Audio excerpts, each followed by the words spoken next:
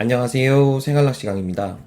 2022년 갑오징어를 준비하면서 올해 총 1000마리가 넘는 갑오징어들을 잡으면서 느낀 점을 복귀하려고 합니다. 유난히 개체수가 많았던 2021년의 갑오징어 시즌이었습니다. 10월 말까지 해도 직결 채비에도 퍽퍽 때려질 정도의 활성도를 보여줬었던 한 해였지만 내년에도 똑같이 잘 될 거라는 보장은 없는 것 같습니다. 개인적으로 작년에도 그랬지만 올해도 10cm의 단차가 가장 안정적인 운영을 보여주었었던 것 같고, 물이 잘 갈 때, 물이 안 갈 때로 나누는 것을 떠나서 갑오징어의 입질이 활발할 때와 입질이 예민할 때까지도 나눠서 고민해 보는 것이 좋았습니다.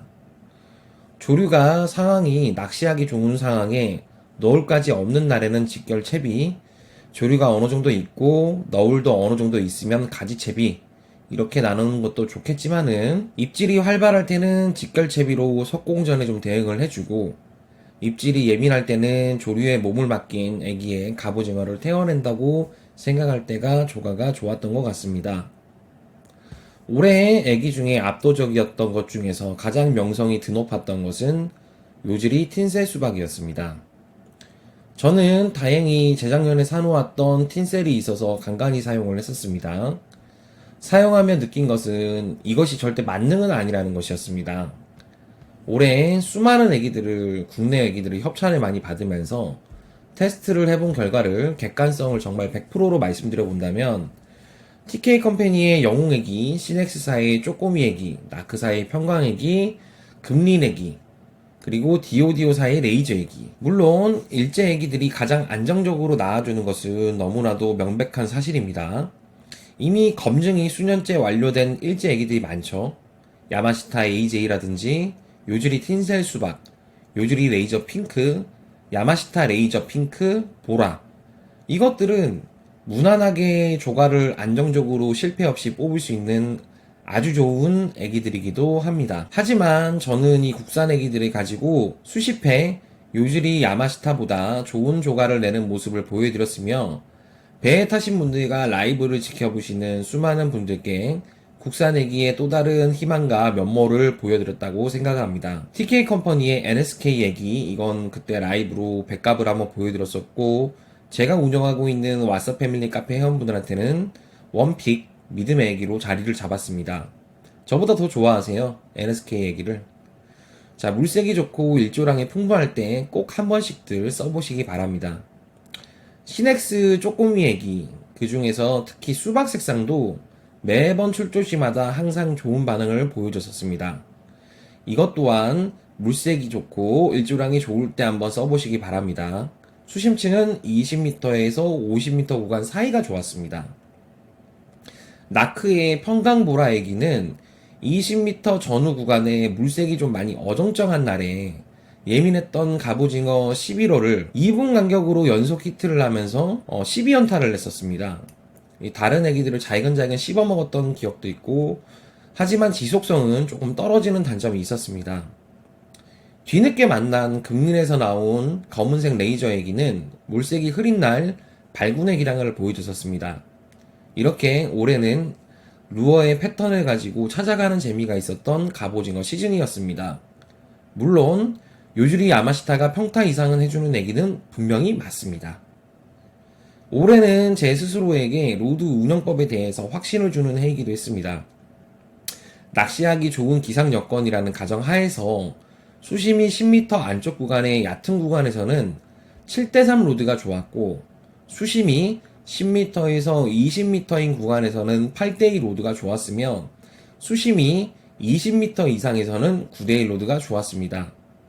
하지만 이 또한 상황에 따라서 너울이 심하고 풍속이 빠른 날에는 9대1, 8대2 로드가 얕은 수심에도 잘 먹힐 때가 있었으며, 7대3 로드라 할지라도 40m권에서 기상 여건이 매우 좋다면 9대1보다 좋은 상황도 충분히 나올 수 있다는 걸 몸소 느꼈던 한 해였습니다. 우리는 정석과 파격이라는 두 가지의 선택지에서 둘 다 취해야 되지 않을까 조심스럽게 생각을 해봅니다. 봉돌 운영에 대한 확신을 조금 말씀드리면, 초반 내만권에서는 텅스텐 8호 뽕돌부터 12호 뽕돌로 운영하시는 조사님들도 많이 뵀습니다. 저는 14호 일반 뽕돌이나 야광 뽕돌로 그분들과 같이 낚시를 했었지만 그분들보다 크게 뒤처진 조가는 없었던 것 같습니다.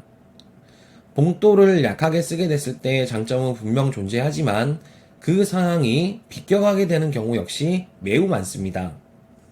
약한 싱커로 예민한 입질을 파악할 수 있는 장점은 분명히 존재하지만 조류의 상황을 잘못 판단하여서 싱커가 바닥에서 대굴대굴 구르게 되는 상황을 캐치하지 못하면 망하게 될 수도 있습니다.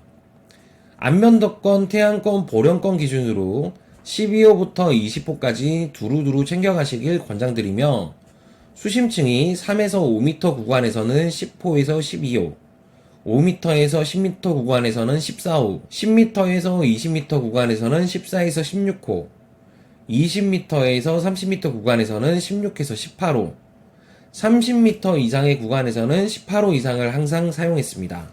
그냥 제 기준이니까 제 기준으로만 참고를 해주세요. 텅스텐을 쓰게 되면은 여기서 마이너스 2호가 되게 될 것입니다.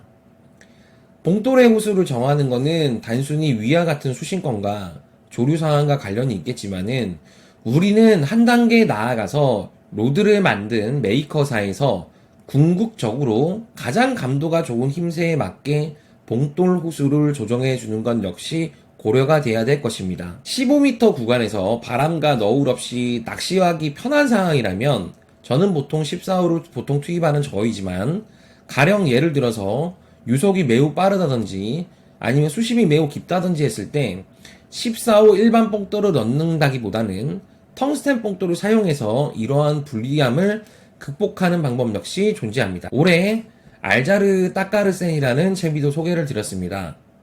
저는 0.6호 합사와 1.5호 카본 쇼크 리더를 사용합니다. 후킹하는데 터졌다라든지 아니면 바닥에서 뜯어내는데 합사만 올라온다 라는 것은 여러분의 매듭이 잘못된 이유가 가장 큽니다. 저는 해당 채비로 문어까지 올렸고요. 아무리 제 머리로 생각을 해봐도 이 이상으로 심플하게 만들 수 있으며 감도 역시 이것 이상으로 조일 수 있는 채비는 현재로서는 도저히 떠오르지가 않습니다. 조금 더 매듭을 연습을 하시고 후킹하는 방법 역시 바꿔보시기 바랍니다. 그리고 알자르 따까르센 채비 소개법 영상에서 실드 형태와 다이아몬드 형태를 쓰는 것을 추천을 드렸었는데 이 부분은 사과의 말씀을 드리며 정정하도록 하겠습니다. 수심이 10m 이하권에서는 꼬임이 거의 없었으나 10m 이상의 수심권에서는 내려가면서 뱅글뱅글 돌아가는 현상이 한 번씩 발생하기 때문에 사용을 비추천드리겠습니다. 후킹하는 방법도 여러분들께서 한번 바꿔보시면 어떨까 생각을 하고 있습니다. 제가 1000마리가 가까운 갑오징어를 잡으면서 랜딩하다 오래 빠뜨린 경우가 총 한 10번에서 15번 정도 될지 모르겠습니다.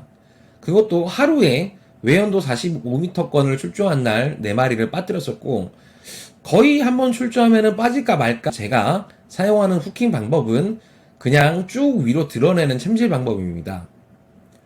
짧고 강하게 끊어서 챔질하는 챔질법은 제가 3년 전 영상에 보시면은 굉장히 많이 써왔던 방식입니다.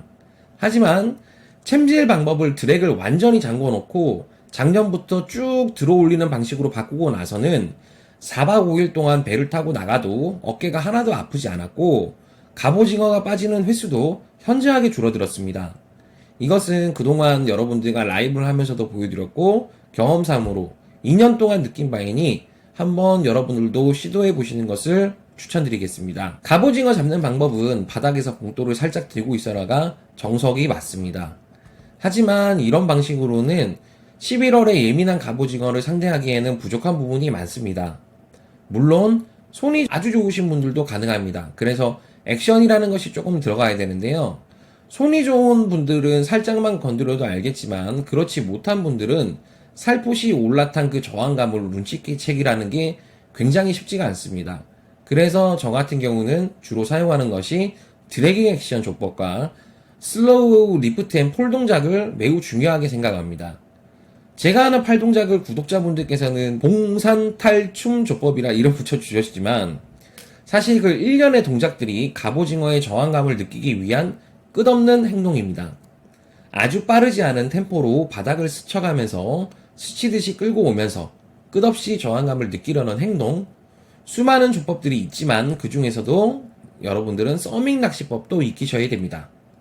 이 방법은 내년에 자세히 한번 다뤄보도록 하겠습니다.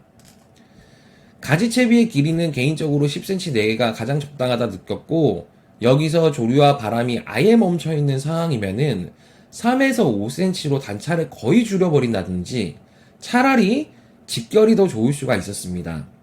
간혹 긴 가지채비에 갑오징어가 잘 올라타는 현상도 목격하였지만 가지의 길이가 길어지면은 입질을 전혀 못 느끼는 저는 똥손이기에 저는 그냥 10cm 내외가 가장 적당했다 여깁니다. 올해 제가 갔던 날의 기상이 나쁘지 않았었기에 그럴 수 있습니다. 애기의 봉돌의 설정은 애기 바늘 끝이 봉돌을 두드리는 위치로 항상 세팅을 했었습니다.